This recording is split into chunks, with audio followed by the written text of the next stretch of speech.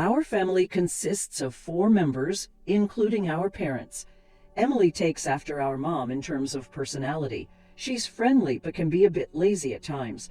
She enjoys teasing my dad and me as we are more sincere individuals. When we were kids, our mom, who shares a similar temperament with Emily, had a soft spot for her. It was pretty clear that she favored Emily over me. Whenever she hung out with friends, it was always Emily who got to go, leaving me behind because, according to her, it's embarrassing to introduce plain and quiet Ashley to her friends. On the flip side, Mom was really proud of Emily, who was outgoing and well-liked whenever they went out. Despite having a mom and sister like that, the reason I could stay positive was because of my dad.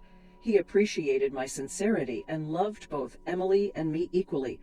I cherished my dad's fair approach. Even as an adult, my mom's treatment of me didn't change much. Thankfully, my dad's presence kept our family balanced and stable. However, when my father retired at the age of 65, a mishap occurred at home. He stumbled over a small step, resulting in a broken bone. Despite his efforts with surgery and rehabilitation, his aging muscles didn't bounce back easily. As he spent more time confined to bed and in need of care, my mother and Emily grew colder towards him. While glancing at a guidebook, my mother and Emily excitedly discussed their plans for a family trip. When I inquired about their conversation, my mother replied with a hint of irritation. They were organizing a family trip, but considering Dad's mobility challenges, I pointed out that traveling might be tough for him. In response, Emily said with a smile, "Well, we're not planning to bring him in the first place. We intend to leave him at home." "That's cruel. It would be tough for him if he's left alone. If Dad's not coming, I'll stay home with him," I declared. After expressing this, my mother and Emily exchanged smiles. Following that, my mother stated, "That's fine too. If that's the case, Emily and I will just go by ourselves. Whether you two come or not is up to you. But since it's a family trip, we'll be using money from Dad's bank account." A quick look at the guidebook revealed they had chosen a room meant for only 2 people. It was evident they never intended to bring my father or me along. Following that, my mother and Emily frequently ventured out on their own, staying at upscale inns and dining at renowned restaurants. It felt as if neither my father nor I existed in the house. I observed their actions from a distance, working diligently to complete my tasks, quickly to attend to my father. When I couldn't manage everything alone, I sought assistance from care services for tasks like bathing and accompanying my father on short walks around the neighborhood. On days when I had to work late, I asked my mother and Emily to look after my father. However, they avoided the responsibility. "Ashley, I came to help with the bath. But is there no one at home today?" Upon receiving a notification from the care service staff, I promptly called my mother and Emily. Despite informing them of the staff's visit in advance, they had left my father alone and gone out. When they finally returned home, I confronted them, but there was no apology. The staff are professionals, right? It's okay, even if we aren't there. Dad is an adult. He'll be fine being left alone. We don't want our time taken up caring for him like you. It seemed they genuinely believed they were doing nothing wrong. Realizing I couldn't rely on them, I decided that taking care of my father was my responsibility. I juggled work and caregiving. The daily grind was far from easy, especially since neither my mother nor Emily showed any concern or understanding. As the days passed, my father's condition worsened. He spent more time seated than walking and ate much less. Approaching the 9th year of caring for my father, I grew worried about his frail appearance. When I took him to the hospital, a shocking diagnosis awaited me. "Your father has advanced cancer. It can't be." Realizing that our time with him might be limited, I was determined to support him in his final days. I made the difficult decision to quit my job and become his full-time caregiver. I knew I had to share this with my mother and Emily. Their reactions were quite unexpected. When I told them about his condition, my mother remarked, "Really? He never drank or smoked. It's unfortunate that such a sincere person ended up with cancer." Emily, looking stunned, said, "I can't believe you'd give up your job to take care of Dad. I'd never make that choice." I expected them to be concerned about him, but there was no sign of it. Their indifference surprised me, as if it was someone else's problem. In the end, they only visited him briefly in the hospital and never made a proper visit. I provided daily support during his chemotherapy treatments. Despite our efforts, the cancer continued to progress, and 6 months later he passed away.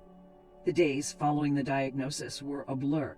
Upon learning of his death, my mother and Emily had a private discussion and left me to organize the funeral alone. Then they disappeared somewhere. I didn't even have the time to mourn my father, as I had to handle the funeral arrangements alone. As the funeral commenced, my mother took the stage to deliver the chief mourner speech. Despite not having contributed much, she put on a public face, irritating me. But the funeral proceeded smoothly. Exhausted as I returned home, my mother and Emily, who had already arrived, invited me to the living room, claiming they had something to discuss. Without considering my fatigue, my mother abruptly announced, "Regarding your father's inheritance, Emily and I will inherit this house and all other assets."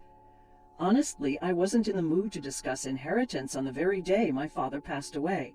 However, Emily chimed in, "We even have a proper will. Look." She proudly presented a document and began to explain. "Right after Dad was admitted to the hospital, Mom and I visited him and had him sign this. It states that you won't inherit anything." Dad agreed to it immediately. With a smirk, Emily said, "After all the help you provided, it's so cold, right? Maybe Dad in the end preferred me over his 2 serious elder daughters." "That's impossible." Before I could respond, my mother interrupted with an inappropriate grin. "Clearly, Emily is more adorable. Though your father always stayed home and had no hobbies, he surely saved a lot. Right, Mom?" Even quit her job because of the inheritance, and I took some time off work to enjoy the inheritance for a while. They continued without allowing me to say anything. My mother then informed me, "You have no job, won't get a penny from the inheritance. We plan to enjoy a vacation abroad for a while, so you should leave this place by then." Hurriedly, I countered, "Wait a minute, do you genuinely believe what you're doing is right?" Without waiting for me to finish, both my mother and Emily firmly responded, "Shut your mouth. It's a waste of time trying to take the inheritance from us. With your father gone, we'll do as we please. Your role here is done. Please leave this house promptly." To think that after all you sacrificed for Dad, this is what you get. There was no need to go to such lengths for such an inept father. It's pointless to regret and think about it now.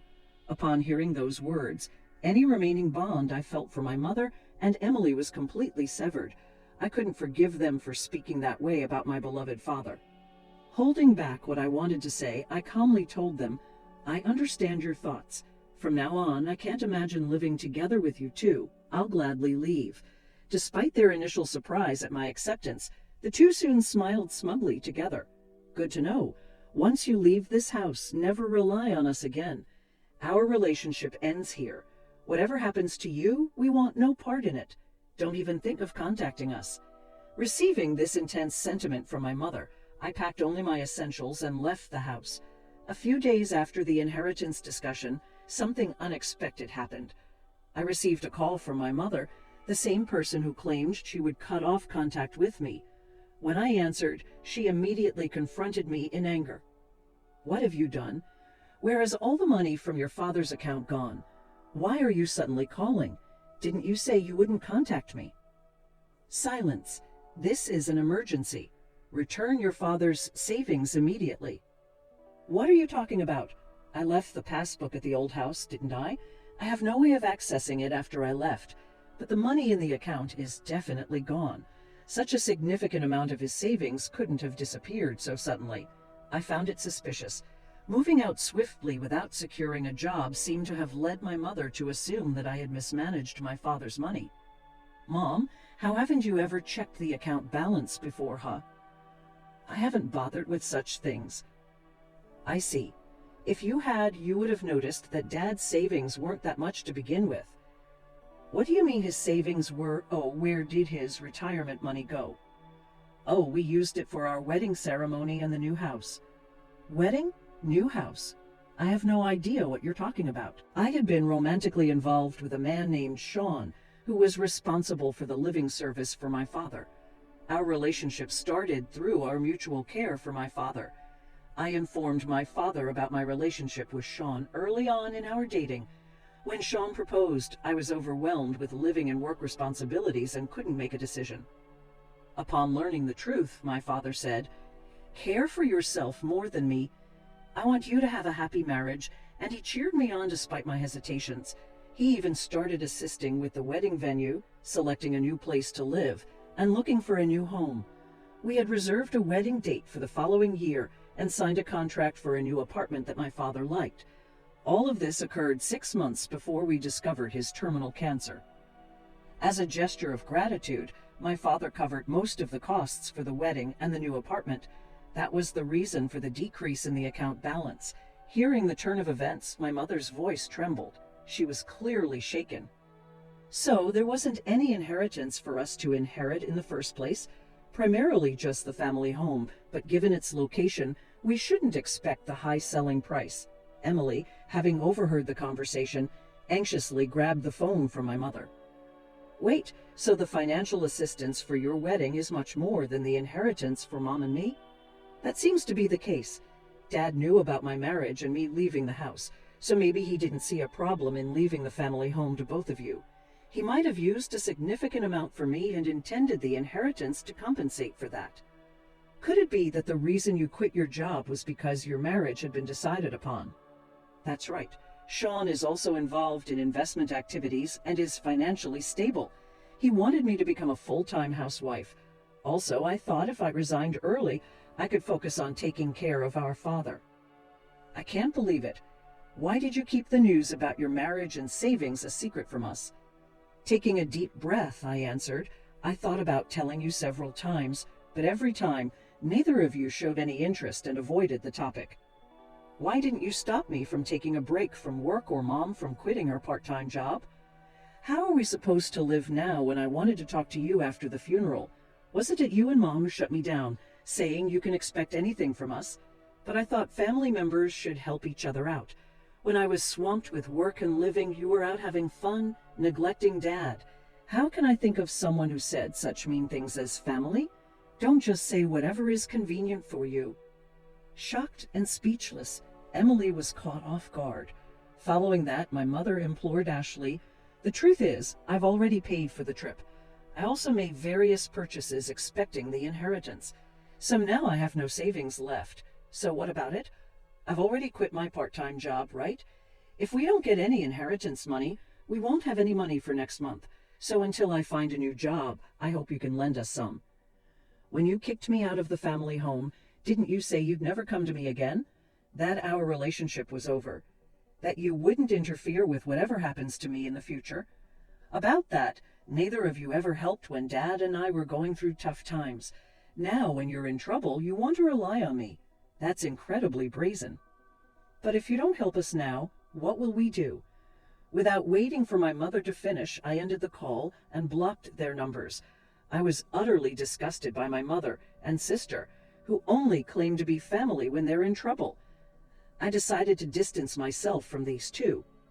Later on, I heard from various people that although my mother and Emily had canceled their trip, since it was a last-minute cancel, they couldn't get a refund. They've been barely scraping by, asking friends and relatives for money.